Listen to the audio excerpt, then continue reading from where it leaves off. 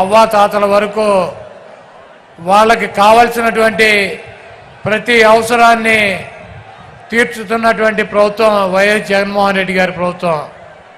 ఈరోజు గ్రామాన వార్డున సచివాలయాలు ఏర్పాటు చేసి వాలంటీర్ వ్యవస్థను తీసుకువచ్చి ప్రజలకు అందించాల్సినటువంటి ప్రతి సౌకర్యాన్ని డైరెక్ట్గా మధ్యలో ఎటువంటి దళారులు లేకుండా ప్రజల ముందుకి పాలన తీసుకొచ్చినటువంటి గాంధీ గారు కళ్ళకన్నటువంటి గ్రామ స్వరాజ్యాన్ని తీసుకొచ్చినటువంటి నాయకుడు జగన్మోహన్ రెడ్డి గారు. అదేవిధంగా స్కూలు పిల్లలకి వాళ్ళకు కావాల్సినటువంటి ఇంగ్లీష్ మీడియం విద్య, వాళ్ళకు కావాల్సినటువంటి బట్టలు, పుస్తకాలు, తిండి అన్నీ కూడా ఒక తండ్రి స్థానంలో చూసినటువంటి వ్యక్తి జగన్మోహన్ రెడ్డి గారు. అదేవిధంగా ఆరోగ్యశ్రీ ద్వారా ఈ రాష్ట్రంలో ఉన్నటువంటి అనేక మంది నిరుపేదల ప్రాణాలను కాపాడినటువంటి వ్యక్తి డాక్టర్ వైఎస్ రాజశేఖర రెడ్డి గారు. అయితే ఆయన చూపించినటువంటి దారి కన్నా 4 అడుగులు ముందుకు వేసి ఈరోజు గన్నవరం నుంచి గుడివాడ వస్తుంటే అనేక మంది ఆరోగ్య సమస్యలు ఉన్నవారు ఒక్కసారి ఆయన కనుక చూపించినట్లయితే దానికి ఎంత ఖర్చు అయినా ఆయన పరిష్కారం చూపిస్తారని చెప్పి కొండంత ఆశతో ట్రీట్మెంట్ జరుగుతున్నటువంటి పిల్లల్ని కూడా తీసుకొచ్చి రోడ్డు మీద ఆయనకు చూపించాలన్నటువంటి ఉద్దేశంతో మరి అంత నమ్మకం పెట్టుకుని ఆయనకు చూపిస్తున్నారంటే ఒక వ్యక్తి మీద ఈ రాష్ట్రంలో ఉన్నటువంటి ప్రజలకు ఉన్నటువంటి నమ్మకం. అదేవిధంగా జగన్మోహన్ రెడ్డి గారిని ఎదుర్కోలేక చంద్రబాబు నాయుడు గారు ఒక కూటమి కట్టాడు, మాయ కూటమి. ఆయన వదిన పురంధరేశ్వరిని బీజేపీలో అధ్యక్షురాలను చేశాడు. అదేవిధంగా ఆయన దత్తపుత్రుడిని పవన్ కళ్యాణ్ ఓ పక్కన పెట్టుకున్నాడు, ఒక ఉత్తపుత్రుడిని ఓ పక్కన పెట్టుకున్నాడు. వీళ్ళందరినీ పెట్టుకుని కూడా సిద్ధం సభల ద్వారా జగన్మోహన్ రెడ్డి గారికి వస్తున్నటువంటి ప్రజాదరణని తట్టుకోలేక జగన్మోహన్ రెడ్డి గారిని రాజకీయంగా ఎదుర్కొనలేక చవటలాగా దద్దమ్మలాగా వెనక నుంచి జగన్మోహన్ రెడ్డి గారిని భౌతికంగా ఇక్కడి నుంచి తొలగించాలన్నటువంటి ఉద్దేశంతో మరి మొన్న అర్ధరాత్రి విజయవాడలో ఆయన మీద దాడి జరిగింది. ఆయన ఎప్పుడూ ఒకటి చెప్తూ ఉంటాడు, పైన ఉన్నటువంటి దేవుడు ఆశీస్సులు ఉన్నాయి, ఇక్కడ ఉన్నటువంటి ప్రజల ఆశీస్సులు ఉన్నాయని చెప్పి. అన్న మీకు తప్పకుండా ఆ దేవుడి ఆశీస్సులు ప్రజల ఆశీస్సులు ఉన్నాయి కాబట్టి మీకు ఒక అంగుళం పక్కకి జరగల, ఒక అంగుళం కిందకి జరగల. మీకు బలమైనటువంటి నుదుల మీద తగిలి అది ఆ దేవుడు మిమ్మల్ని కాపాడాడు.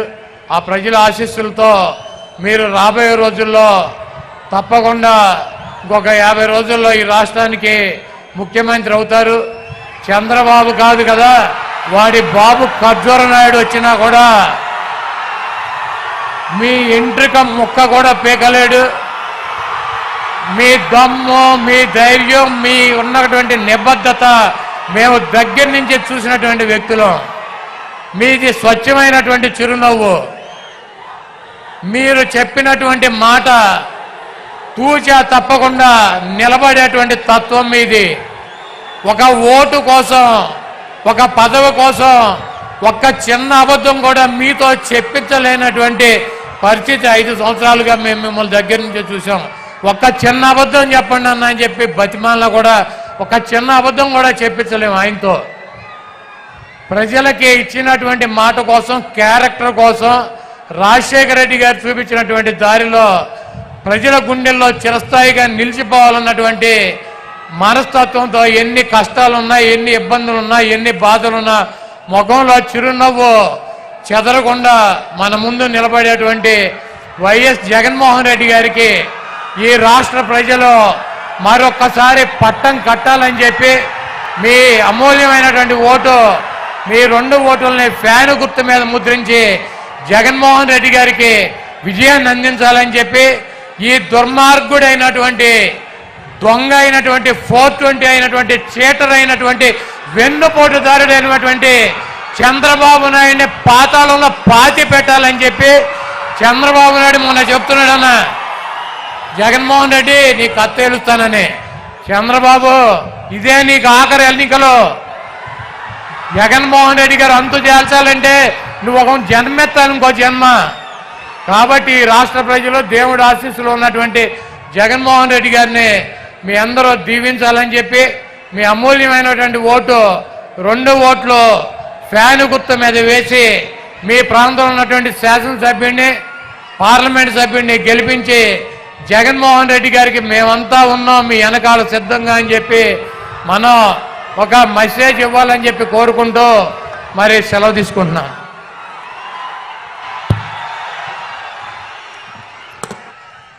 ఈ రాష్ట్రంలోని బీసీ, ఎస్సీ, ఎస్టీ, మైనార్టీ వర్గాల మరియు అగ్రవర్ణ పేదల మధ్యతరగతి వర్గాల నమ్మకం మనందరి గుండెల్లో గుడి కట్టుకున్నటువంటి మన ప్రియతమ నాయకుడు రాజశేఖర్ రెడ్డి బిడ్డ మనందరి నమ్మకం.